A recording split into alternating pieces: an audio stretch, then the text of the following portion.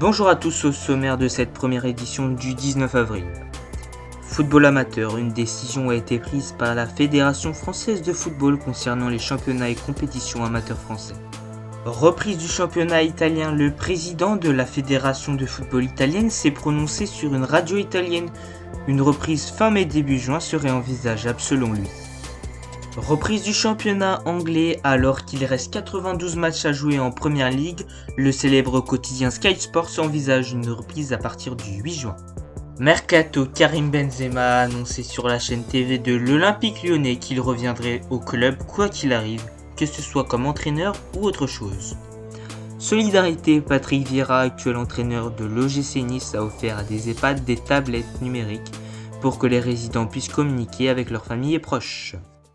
Le comité exécutif de la FFF, réuni ce jour, a pris la décision de mettre un terme à l'ensemble des compétitions de ligue, de district, des championnats nationaux de National 3, de National 2, de futsal, de la D2 féminine et des championnats nationaux de jeunes.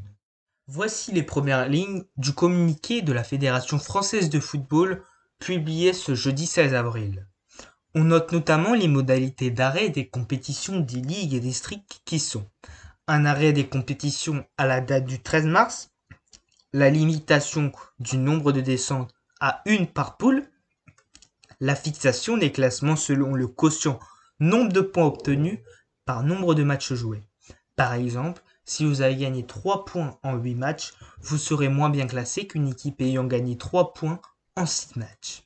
En ce qui concerne le National 1 et le championnat féminin D1, le comité exécutif de la FFF a décidé de poursuivre dans l'idée d'une éventuelle reprise au vu de la nature spécifique de ces deux compétitions.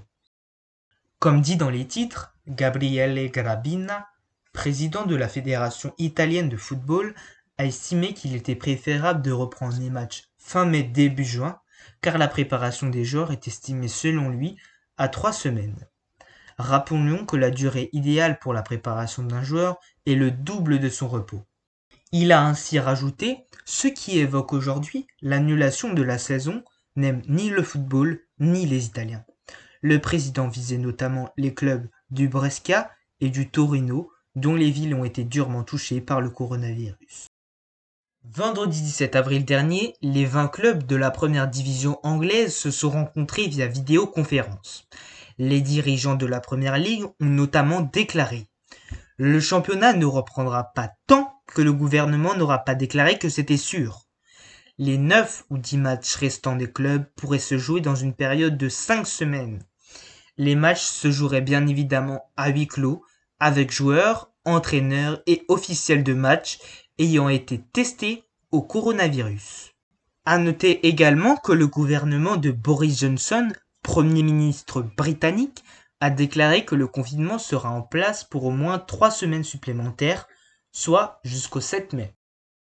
Karim Benzema, actuel joueur et attaquant du Real Madrid, ancien joueur de l'Olympique Lyonnais, a été interviewé vendredi dernier sur OLTV. Retenons ses principales déclarations au micro de la chaîne lyonnaise. Dans tous les cas, je reviendrai à Lyon, c'est sûr, que ce soit comme footballeur ou autre chose. Je ne me ferme pas la porte de terminer ma carrière à l'OL. Revenir à Lyon dans l'immédiat, non, car je suis dans ce que je considère comme le meilleur club du monde. Rappelons que le joueur français de 32 ans a prolongé avec le club madrilène pour 3 ans supplémentaires et qu'il a grandi en banlieue lyonnaise pendant toute son enfance. À seulement 10 ans, il est entré dans le centre de formation de l'Olympique Lyonnais.